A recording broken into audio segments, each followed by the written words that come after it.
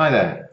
Well, following on from my email last week about using your head in training, I've had a number of emails from people asking for more information. Generally asking about how do you use your head, and quite a few specifically for how do you use your head in striking. Well, first of all, we need to cover what it means to us, and then I can get more specific. When we talk about using your head, in our training methodology, in the way we do things, using your head has many levels of meaning. And the more you understand about our training methods and the way we do things, then the more that phrase will mean to you. It's a bit like layers, if you like. The more layers you understand, then the more one phrase can mean. And it's the same with everything that we do. So every little phrase we have, for example, take the 45, depending on what level of knowledge you've got, it will mean different things to you. The more you understand, the more it means. So, using the head. Okay, well, one of the main things is obviously to use it up here correctly so that you train in the correct manner, you train smart, not just hard, but train smart, so that your learning process is much quicker. Okay, so that's one broad meaning, and there's lots of layers within training smart. So, using your head. Now, the main questions were, how do you use your head for speed, and how do you use your head for striking, and how do you use your head for control? Well, we'll come on to all of those. The first one we'll cover is for speed. I often tell it this way, use a little story for it. You look at, for example, a cat. When somebody's got one of those pointer pens with a little red dot, and they move it around and this cat's after it, it doesn't move its legs first. Its head follows the dot, and the body just catches up. And we've all heard the phrase, where the head goes, the body follows. So you can use that both for movement to get out of the way of strikes, movement to set yourself up for strikes, movement to advance, movement to evade, and movement to get off to the sides. Up, down, front, back, left, right, and any mixture of those planes. Now, that doesn't mean that you move in with your chin out and your head up waiting to be smacked. Okay, there's, again, there's levels to it. One of the main things that we show to get this taught for people correctly, and we covered this on the recent training camp, and everybody there can attest to this. The first thing we do is we get nice and controlled just to learn to start with. One guy throws the jab out towards the face. The defender, if you like, knows at this point they're not going to get hit. The jab is going to go towards the face, but slightly off to the side. So if the jab was coming at me, it would just miss me. So I know for a fact I'm not going to get hit. Even if I don't move, I'm not going to get hit. The only way I'll get hit is if I move the wrong way, if I move in towards the jab. But I know the jab's coming. I know that it's coming to the just to the side of my head. So as long as I move it slightly this way, I can't get hit. This is purely for safety, just to get people used to the movement first. So, first of all, we get people to move how they would normally move to try to get in on the person throwing the jab. Now, the person throwing the jab will throw the jab full speed, full power, but just off to the side. And they will retract the jab full speed, full power, in order to defend themselves. The defender's job is to move in as quickly as they can to get either in close, off to the side, or even behind the jabber, the attacker. When people do it their normal way, they tend to move their feet first, their body first, and in they go. And more often than not, the jab will have retracted before they can advance half the length of the jab. So we get people to do it their own way, fast as they can, put everything into it and see how they get on. Then we get them to use their head and to think of it this way. You've got to slam your head. If my jab is the one that's coming out and you're on the outside of my jab, you've got to slam your head towards the outside of my shoulder as fast as you possibly can. Just put your head there and let your body catch up. Your body will figure itself out. It will work out what it's supposed to do. It will catch up. And you've got to get there and take an angle on you. Within 5 minutes, 10 minutes at the most, everybody will be able to get there much quicker. Some people will be able to get behind you before you can retract that jab fully. Now, I accept they know it's coming, they're ready for it, and they're practicing it, and they're going to do it that way, so it's going to be quicker. But you must also accept that the normal way they were doing it, they knew it was coming, they were ready for it, but they still got there much, much slower. So, ignoring the fact it's not a real fight, right? When you make the comparison between the two in that training scenario, putting your head there first is much, much faster. Okay, so that's one instance about speed. Now you can take that method, right? You can take that principle and start to apply it to everything, whether it be ducking under, slipping, sliding, whatever it may be. Take that principle. You can use that same principle if you're going to sprawl. Most people chuck the legs back. Why not drop your head down to where you want your head to be, and your legs will go back anyway. Your body will sort itself out. It will be quicker. However, you have to take into account the safety aspect of a sporting situation or a self-defense situation, and make sure you're not sticking your chin out ready to be clocked. And it's a subtle thing. It's not a great big obvious, I'm going to put my head over here and hope everything works out. You've got to just boom and in with it. It makes you appear to be much faster than you actually are. Some people are slow twitch, some people are fast twitch. I'm more slow twitchy. I'm not too bad at putting the head and the feet in the right place.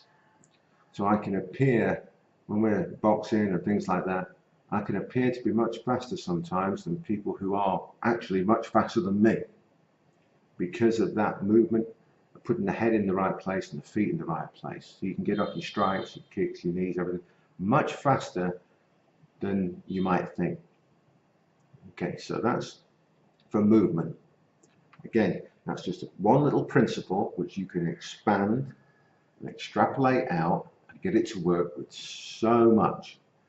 You just take the time to learn it off that jab first and then start to apply it to everything else that you do, and I guarantee you, you will speed up dramatically.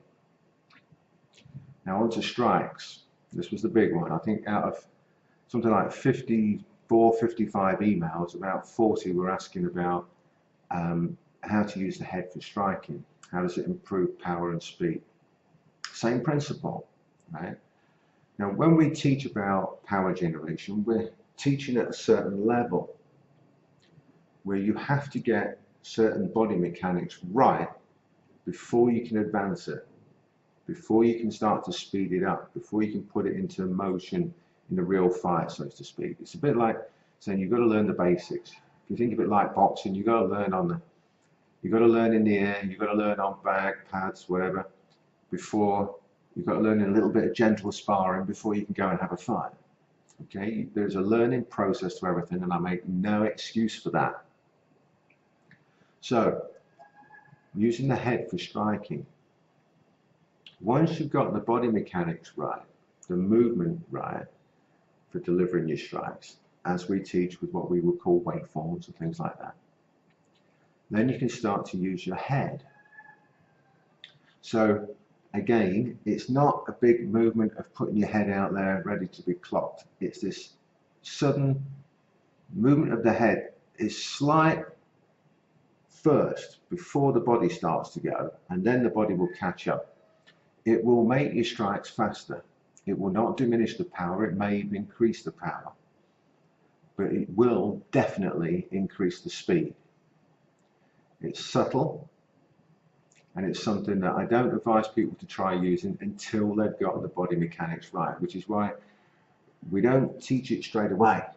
It's something that you'll learn either training with us or on one of our major courses.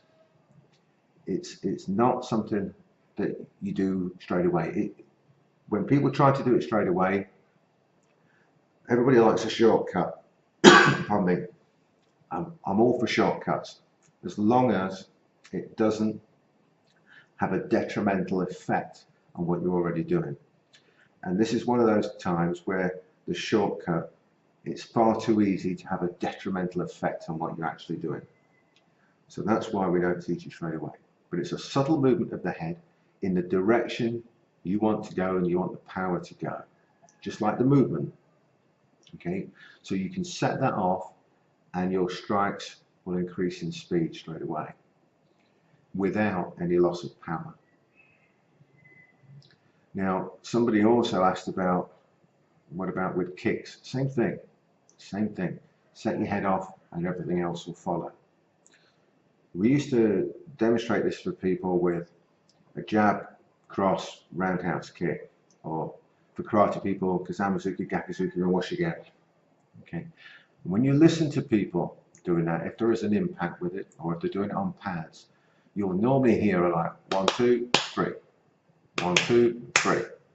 It's punch, punch, kick, punch, punch, kick, and that's the cadence all the time. It's that 1, 2, 3, 1, 2, 3. It should be 1, 2, 3, 1, 2, 3, 1, 2, 3. There shouldn't be. They've missed out a technique. And so, using your head and using the correct body mechanics, and it sounds odd, but if you're doing jab, cross, roundhouse, throw the kick first, that's one to explain another time. But if you throw the kick first, you're going to get every time. And even big fat slow old me was able to demonstrate and show this for people and get this, and away it goes.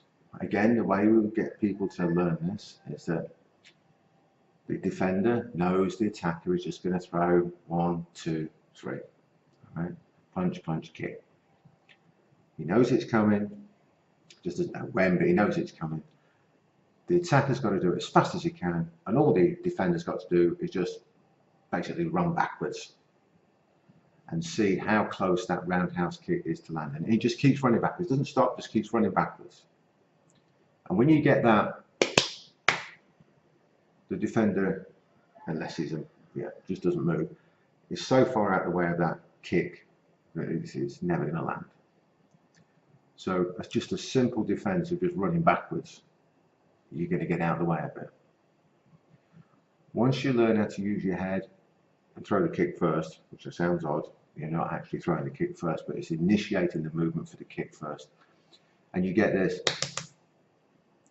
quite often, and I've demonstrated this hundreds and hundreds of times, even fat old slow me, that kick, I would be pulling it at the end so it didn't hit the person.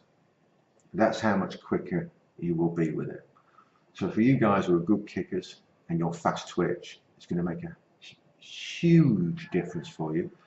And you fat old slow twitch guys like myself, it's going to make an even bigger difference for you. It makes a huge difference using your head correctly. Okay, so we've covered movement and striking. I've given you some drills there that you can use to practice this.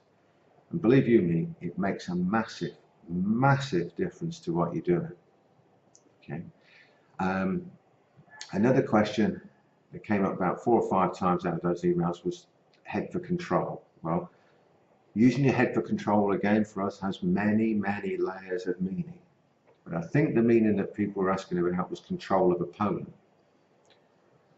Okay, there's loads and loads of ways to use your head for control. One of the first things we get people to do for close-in work, utilize it in boxing, kickboxing, clinch work, all that sort of stuff, is to get your head in here so that you're pushing into the collarbone and the side of the neck.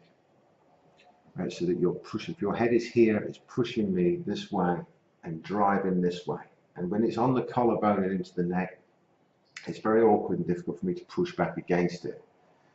You can literally just put your head there and test it. Put your head on and get the defender, me if you like, or the attacker, whichever way you want it to be.